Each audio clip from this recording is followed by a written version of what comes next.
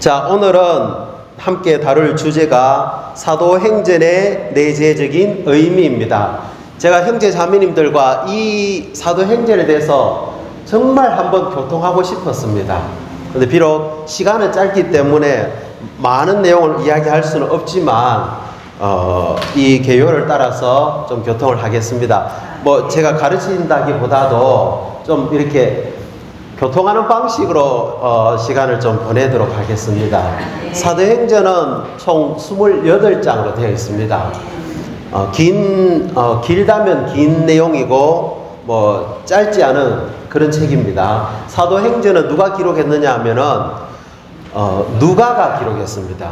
누가는 누구냐 하면은 누가는 이방인 의사입니다. 그래서 드로아에서부터 바울과 합류해서 세 차례 바울의 사역 여행과 함께 했고, 바울이 순교할 때까지 그와 함께 했던 신실한 동반자였습니다. 근데 사실 형제자매님 이거 아시는지 모르겠네요. 누가복음하고 사도행전은 원래는 한 권의 책입니다. 근데 나중에 이게 2세기가 되었을 때 나누어졌습니다. 누가복음, 사도행전 이렇게 나누었지, 사실은 한 사람 누가가 기록한 한 권의 책입니다. 그래서 누가복음을 읽어보면요, 바울의 관점과 바울의 어떤 사상이 많이 거기에 들어가 있습니다. 그래서 누가가 바울과 함께 사역을 하면서 동역하면서 바울을 여기에서 배운 것들을 그의 관점을 가지고 누가복음에 기록을 했습니다. 뭐 이건 여담인데요. 마가복음은 누구의 관점이 많이 들어가 있는지 아십니까? 예, 베드로의 관점이 마가복음에는 많이 들어가 있습니다. 베드로와 마가, 바울과 누가, 이렇게 짝이 지어지는 겁니다. 주 예수님, 우리가 사도행전의 내재적인 의미 안으로 들어가려면은 뭔가 좀 분명한 이해가 필요합니다. 우리가 성경 66권이 창세기부터 요한계시록까지 성경 66권을 한마디로 말하라면 말할 수 있겠습니까? 성경 66권은 이것입니다 라고 말할 수 있는 하나님의 경륜. 아멘. 성경 66권은 하나님의 경륜에 대해서 말하는 겁니다. 자, 그러면 사랑하는 형제 자매님들이 이해하고 있는 하나님의 경륜을 한 문장으로 말할 수 있습니까? 창세기부터 그 계시록까지 그 긴 66권을 한 문장으로 우리는 말할 수 있어야 됩니다. 한번 해볼까요? 하나님의 경륜은 뭡니까? 잠깐만요.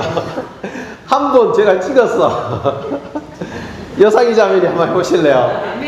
하나님께서 사람이 되신 것은 아멘. 사람을 신격에서는 아니지만 아멘. 생명과 본성과 본과 외양에서 아멘. 똑같이 되게 하는 것입니다. 아멘. 할렐루야. 네. 맞습니다. 하나님의 경륜은 하나님이 사람이 되신 것은 사람을 신격에서는 아니지만 생명과 본성에서 하나님과 하나 되어서 하나님의 신성한 속성들이 사람의 미덕을 통해서 표현되는 것인데, 그 결과가 바로 그리스도의 몸인 교회이고 최종적으로는 새 예루살렘으로 완결되는 것입니다. 이 이상이 우리에게 있다면은 창세기, 출애굽기, 레위기, 민수기, 신명기, 요한계시록을 읽을 때 우리는 빗나가지 않습니다. 그 내재적인 의미 안으로 우리가 들어갈 수 있습니다. 자, 사도행전에는 많은 내용들이 있습니다. 초기 교회인 예루살렘 교회가 산출되면서 사도들과 제자들을 통해서 복음이 확산되고요, 많은 곳에 많은 지방에 교회들이 산출되고 또 많은 반대가 있었고, 그 산출되는 과정 가운데서 많은 박해도 있었고 어려움도 있었고, 뭐 이렇게 사도행전에 많은 내용들이 포함되어 있습니다. 자, 그러면 우리는 사도행전을 한 문장으로 말할 수 있겠습니까? 사도행전은 바로 이것입니다 라고 말할 수 있다면 어떻게 말을 하겠습니까? 그리스도의 번식. 야, 그렇게 말했을 때 듣는 사람이 사도행전은 그리스도의 번식, 물론 비춤이 오겠죠. 그러나 조금 더 우리는 그 사도행전의 주제잖아요.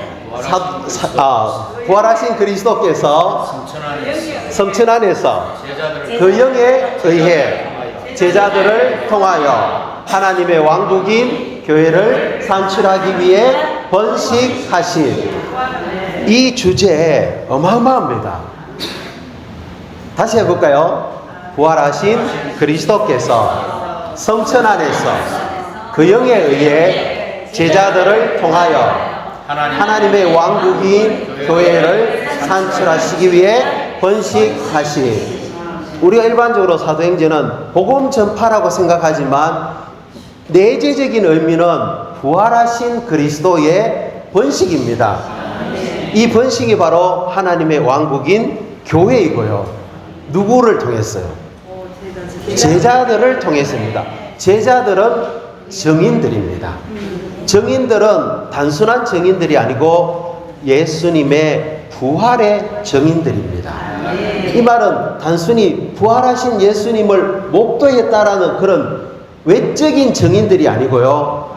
부활이라는 그 자체의 정인들입니다. 이게 굉장히 다릅니다. 이 내용이. 부활하신 그리스도의 정인들로서 어떻게 해요? 다만 사도행전은 영어 이름이 제가 하나 쓸게요. 사도행전은 영어로 A, C, T, S X 해가지고 act가 뜻이 뭐냐면 단순합니다. 행이라는 겁니다. 자, 사도행전에서 제자들이 행동했는 겁니까? 그 영이 행동하신 겁니까? 그 영께서 제자들을 통하여 많은 액체를 가진 것입니다.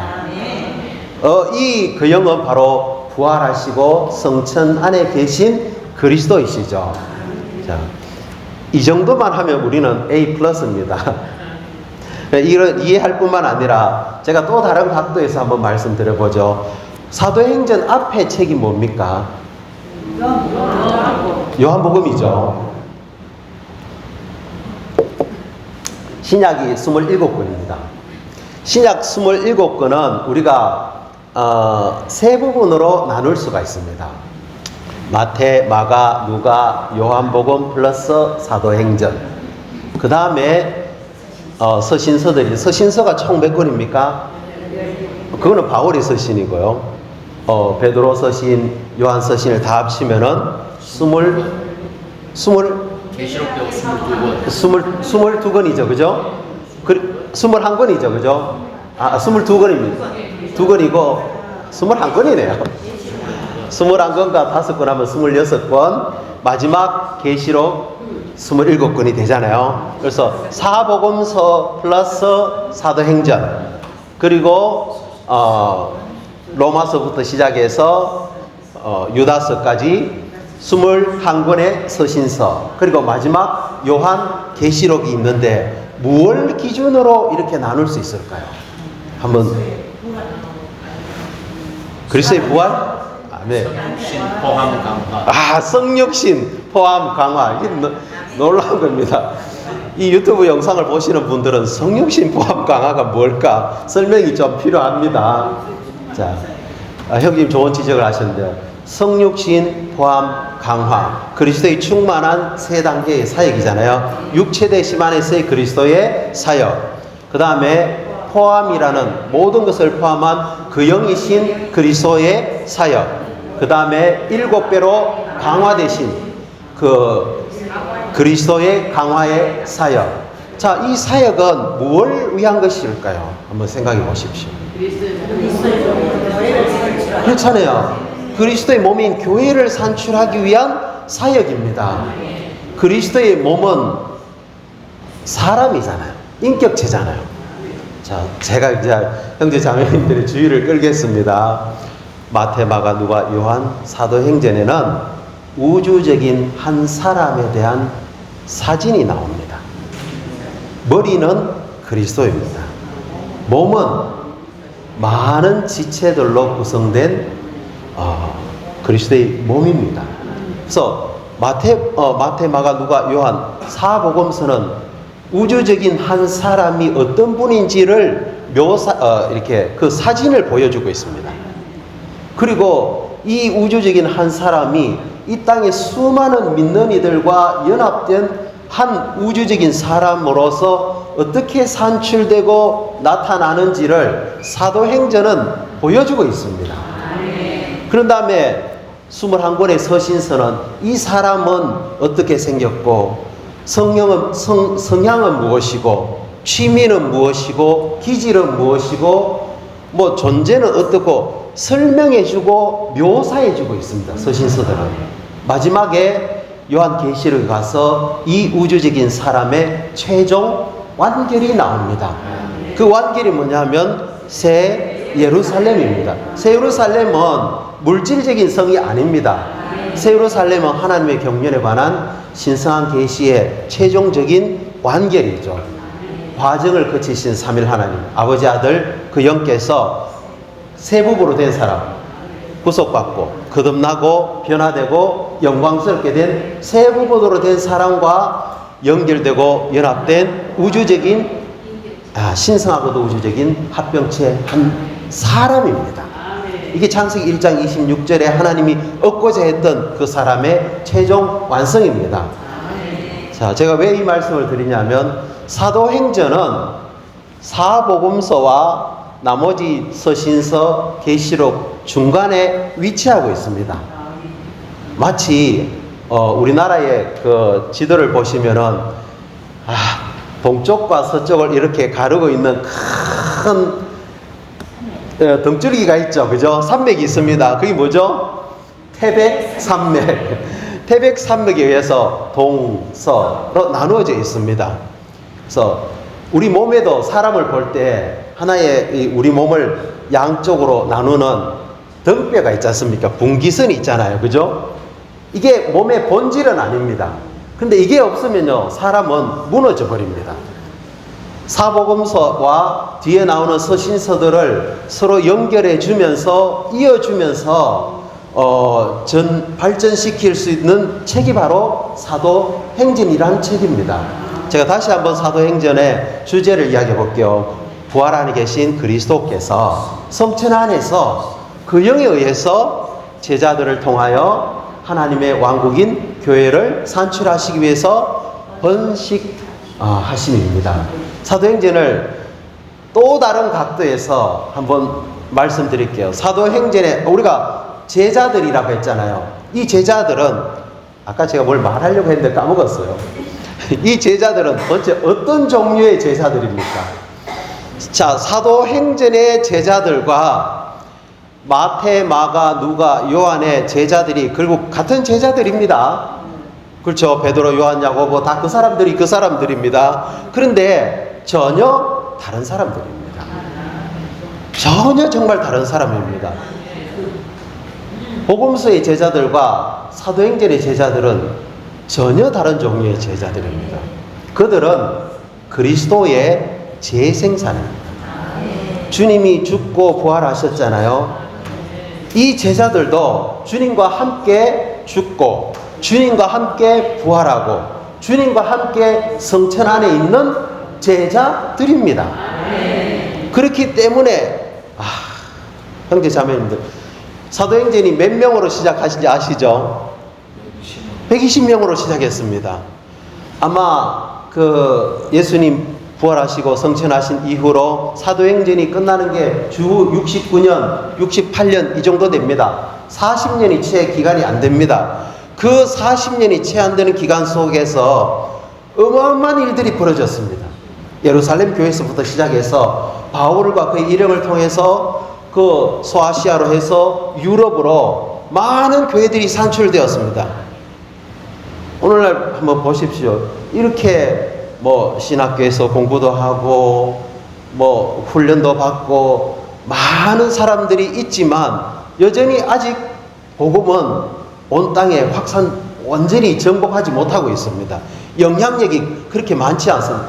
바울 한 사람이 갔는데 무슨 일이 일어난 줄 압니까? 온 세상을 소란케 하는 이 사람들이 이 전염병과 같은 사람들이 여기에도 왔다. 조심하자.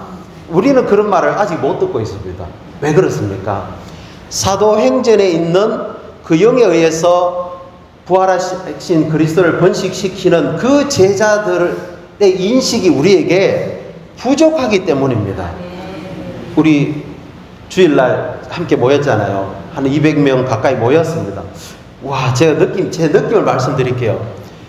우리 모두가 만일 사도행전과 같은 그런 상태 안에 있다면은 이 포항 땅을 4개의 업, 5개면 15개의 동들을 이걸 완전히 복음화시키고 진리화시키고 교회화시키는데 그렇게 많은 시간이 걸리지도 않을 수 있겠다.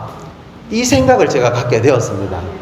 그래서 이 사도행전은 그냥 그 역사 2000년 전의 역사 속의 책이 아닙니다. 사도행전은 이런 책입니다.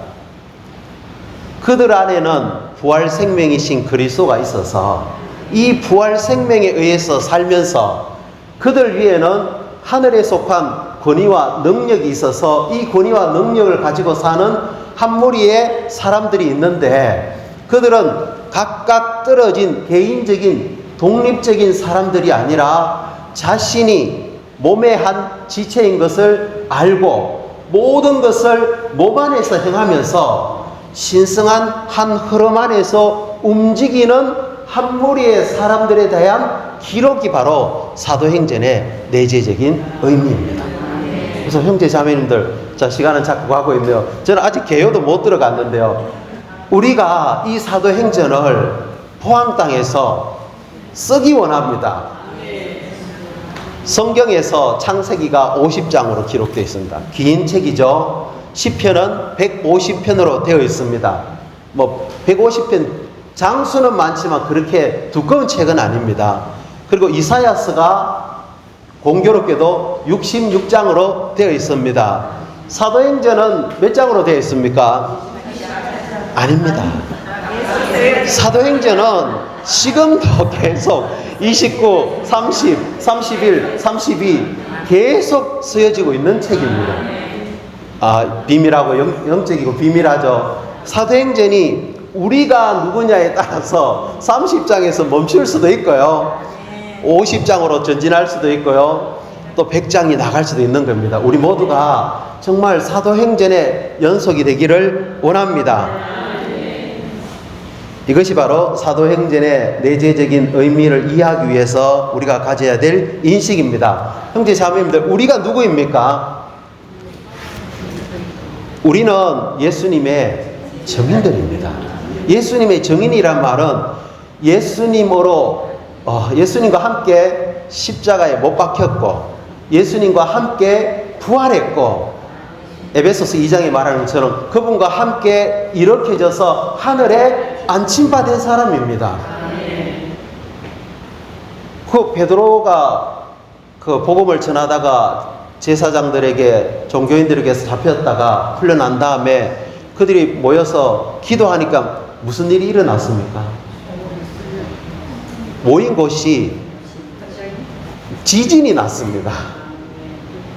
그게 그들의 기도였습니다. 그러니까 이건 보통 사람들이 아닙니다. 그들은 죽음도 그들을 막을 수가 없는 겁니다. 어떤 세력도 이들을 방해할 수 없습니다. 그래서 사도행전 28장에 바울이 로마 감옥에 갇혔다가 풀려난 다음에 2년 동안 자기 셋집에 머물면서 하나님의 왕국 모든 사람을 자기에게 올 때 환영하고 아무런 방해도 받지 않고 아무런 방해도 받지 않고 아주 담대하게 하나님의 왕국을 선포하며 예수 그리스도에 관한 것들을 가르쳤다고 말합니다. 사도행전은 이것으로 끝나지 않습니다. 지금도 포항 땅에서 온 땅에서 사도행전은 계속해서 쓰여지고 있고 기록되고 있습니다. 제가 제 부담은 그런 것입니다. 우리 모두가 다 사도행전의 이 실제 안으로 들어가기를 원합니다. 그러면 사도행전에서 이 예수님의 제자들은 어떤 사람이었느냐? 1번 같이 한번 읽어볼까요?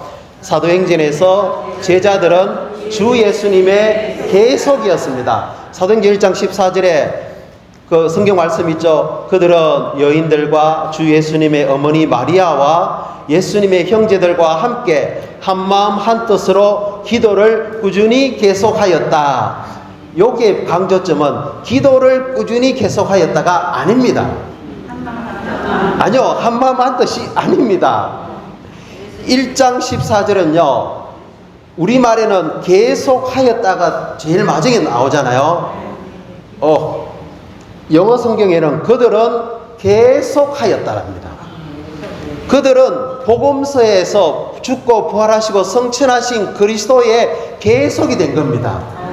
사도행전에서요. 이게 이해가 되십니까? 우리가 바로 그런 종류의 사람들이라는 겁니다. 자, 로마서 2번 한번 읽어볼까요? 사도행전에서 사도들과 제자들은 주 예수님의 부활의 증인들이었다. 예, 사도행전 안으로 들어가려면요, 우리가 주 예수님의 부활의 증인이 돼야 됩니다. 바울은 열망이 있었습니다. 어떻게 해서든지 내가 뭡니까? 빌립보서 3장에 뛰어난 부활에 이르기를 원한다고 했잖아요. 예, 그는 장래에 그것이 소망일 뿐만 아니라 지금 현재 그리스도의 부활 능력을 알고 그분의 죽으심과 같은 형상을 이루어 뛰어난 부활이 이르기를 원했습니다. 우주 가운데 가장 강력한 힘, 세력은 죽음입니다. 죽음보다 더 강력한 건 뭡니까? 부활입니다. 그러니까 이 사람들은 감당할 수 없는 사람이 되는 겁니다. 우리가 그런 사람이 될 필요가 있습니다.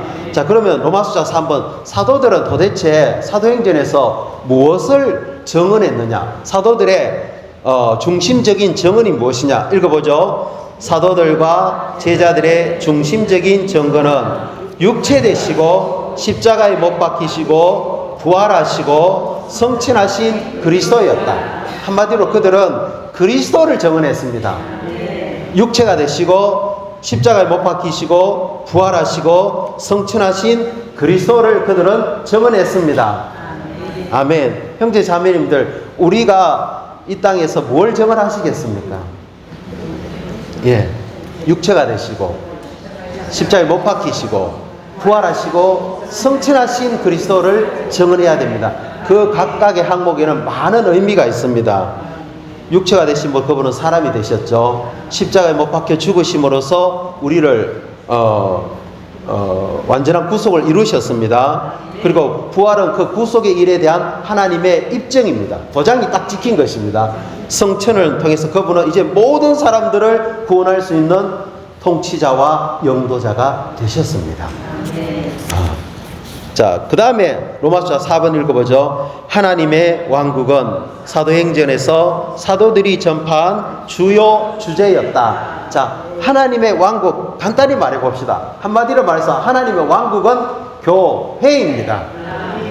교회가 세상과 다른 점은 뭘까요? 신사숙녀들이 모인 곳입니까? 교회는요, 왕국의 실제이신 그리스도께서 생명의 씨로 그분 자신을 우리 안에 뿌려주셔가지고 왕국으로 발전하는 것이 바로 교회입니다. 어디에도 생명에 의해서 통치받는 곳은 이 땅에 없습니다. 오직 하나님의 생명이 움직이고 활동할 수 있는 영역은 교회밖에 없습니다. 여기에서요, 육체를 드러내고요, 자아를 드러내고요, 내 기질을 드러내면요, 왕국에서 불합격입니다. 우린 철저하게 생명에 의해서 통제받을 필요가 있습니다. 아멘. 사도들이 전파한 것은요, 외적으로 볼 때는 그것이 에베소 교회, 서머나 교회, 빌립보 교회, 예루살렘 교회였지만 내재적으로 볼 때 그것은 왕국입니다. 아멘. 자, 로마서 5번을 읽어보죠. 사도행전은 제자들이 복음을 전파하고 교회 생활을 실행하면서 은혜의 희년이신 부활하신 그리스도를 누리고 번식시킨 것을 우리에게 보여준다. 아멘. 제가 이 제목 너무너무 좋아합니다. 사도행전의 그 믿는 이들, 제자들은 뭘 했느냐 하면요, 복음을 전파했습니다. 외적으로는 복음을 전파했습니다. 또 교회 생활을 실행했습니다. 근데 그 내재적인 건 뭐냐 하면요, 은혜의 희년이신 부활하신 그리스도를 누리고 번식한 것입니다. 희년, 이스라엘 백성들이 하나님 정했죠. 7번씩 안식년이 지나고 마지막 그 한 해가 되면 50번째 되는 해에는 양각 나팔을 불어가지고 모든 사람이 자기 소유로 돌아가고 자기 가족에게로 돌아가도록 그 주빌리, 기쁨의 나팔을 부는 겁니다.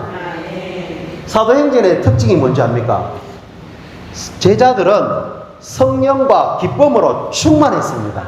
희년 안에 사는 사람의 특징은요, 성령으로 충만하고 기쁨으로 충만하는 겁니다. 집회 왔는데 얼굴 막 성도들을 만나는데 쌀쌀 맞습니다. 이 희년을 못 누리고 있는 겁니다.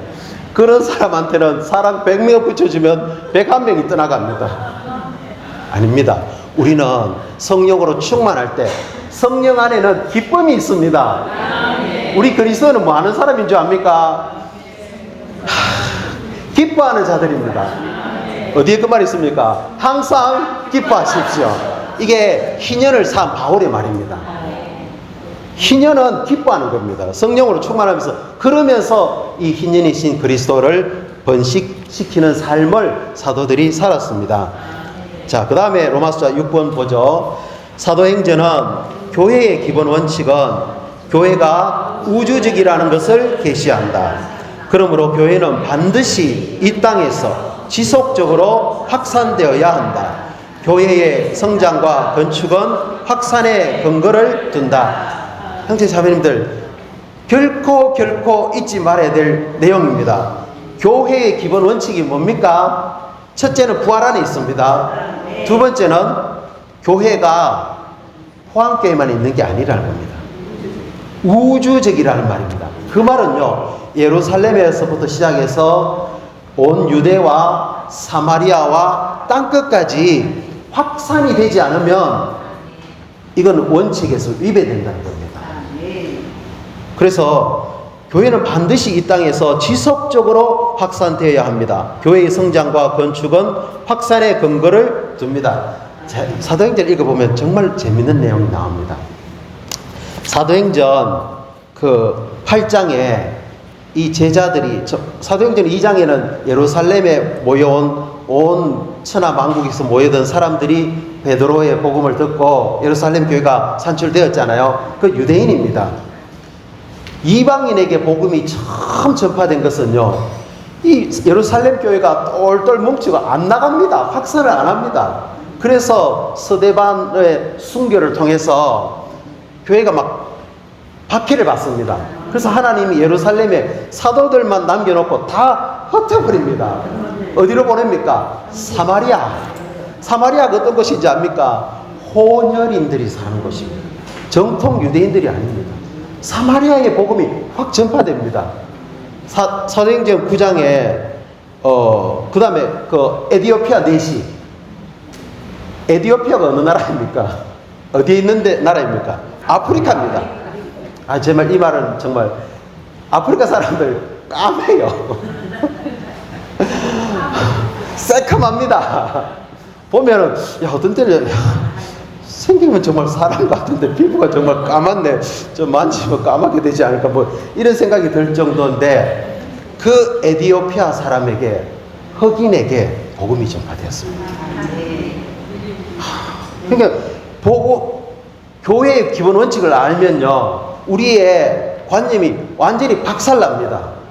저는 왜 성령이 에디오피아 내시에게 빌립이 가서 할 일도 많은데 그 사람에게 이사야서 53장을 복음으로 전한 다음에 침 내주고 빠이빠이 해버렸습니다. 그 뒤에 이야기가 없습니다. 예전에 그걸 이해를 못했어요. 제가 이제는 깨달았습니다.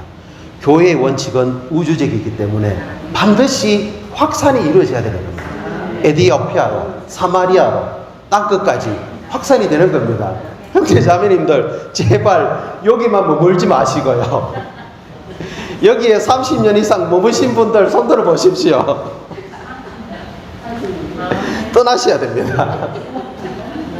제 말은 다른 데로 이사 가라는 말이 아니고요. 우리의 지경을 넓히고 복음을 확장시켜야 된다. 그 말입니다. 아멘. 자, 또 시간이 많이 갔네. 로마 숫자. 그래서 바울이 1차 사역 여행은 소아시아로 갔습니다. 그 다음에 2차는 어디 갔습니까? 유럽으로 갔습니다. 마지막으로 바울은 로마까지 갔습니다. 어쨌든 우리는 교회의 원칙을 가지고 확산해야 됩니다. 확산이 없으면 생명의 성장도 없고 건축은 없습니다. 우리 주일날 오천 지역에 확산을 교통했잖아요. 제발 기도해 주십시오. 그쪽으로 확산돼야 됩니다. 자, 로마 숫자 7번입니다. 사도행전은 하나님께서 그분의 신약 경륜을 이루시도록 그분의 움직임을 수행하시기 위해 정하신 길이 전적으로 세 가지 주요 실질, 곧 기도와 교영과 말씀이라는 것을 보여준다. 그 밑에 사도행전 4장 31절 같이 한번 읽어볼까요? 그들이 강구하기를 마치자 모여있던 곳이 진동하였고 그들 모두가 성령으로 충일되어 담대하게 하나님의 말씀을 말하기 시작하였다. 여기 세 가지 중요한 항목이 있죠. 강구는 우리가 무슨 말로 바꿀 수 있습니까? 기도. 그 다음에 또 뭐가 나옵니까? 성령. 그 다음에 세 번째는 하나님의 말씀. 기도와 성령과 말씀. 우리는 그 영으로 충만해지기 위해서 기도할 때 결국은 하나님의 말씀을 담대히 말할 수 있습니다. 이것 외에 다른 것은 할 필요가 없습니다. 뭐 연예인 초청할 필요 없습니다. 락 음악 틀 필요가 없습니다. 그런 것들은 다 모압과 암몬을 산출하는 겁니다. 이스마엘은 육체의 능력으로 태어났기 때문에 하나님께 거절당했습니다. 모압과 암몬은 하나님께 수치가 되었습니다. 오직 하나님의 경륜을 이룰 수 있는 사람은 은혜로 말미암아 태어난 이삭밖에 없습니다. 형제자매들, 우리는 이삭이라고 할 때 그것이 꼭 배운 사람, 유능한 사람이 아닙니다. 그렇지 않아도 정말 하나님의 몸의 건축에 의해서 유용한 이삭과 같은 사람들이 있습니다. 그가 비록 못 배워도 가진 것이 없어도요, 그는 이삭이 될 수 있습니다. 오히려 그렇지 않는 사람들이 모압과 암몬 자손이 될 수 있고요, 이스마엘이 될 수가 있는 겁니다. 자, 마지막으로 결론이네요. 이걸 말씀드리고 싶어서 지금까지 이야기했습니다. 8번 사도행전에서 전파된 복음은 완전한 복음으로서 예수님께서 그리스도이시라는 복음, 복음인 말씀, 하나님의 왕국의 복음, 예수 그리스도의 이름의 복음, 화평의 복음, 복음이신 주 예수님, 조상들에게 하신 약속의 복음, 복음인 예수님과 부활, 하나님의 은혜의 복음이다. 아멘. 이것을 복음으로 전했습니다. 그 관련 구절을 집어가서 반드시 연구해 보시기 바랍니다. 로마 숫자 9번을 읽고 마치죠. 사도행전에는 부활과 성천의 의미를 아는 한 무리의 사람들이 있는데 그들은 그들의 생명이신 그리스도에 의해 살고 그들의 능력과 권위이신 그리스도에 의해 행하며 자신이 몸이라는 것을 깨닫고 몸 안에서 몸을 위해 신성한 한 흐름 안에서 행한다. 이것이 사도행전의 내재적인 의미입니다. 자, 포항교회 안에 사도행전이 몇 장까지 쓰여졌는지는 모르겠지만 우리 계속 씁시다. 이런 종류의 사람이 되기를 원합니다. 그래서 2024년에 오천에도 20명이 전가되고요. 뭐 여기는 몇 명이 될지는 모르겠지만 형제 자매님들이 있는 각 소그룹에 10명, 20명 전가되어서 사도행전이 계속 연속이 되기를 원합니다. 기쁘지 않습니까? 할렐루야, 주님을 찬양합니다.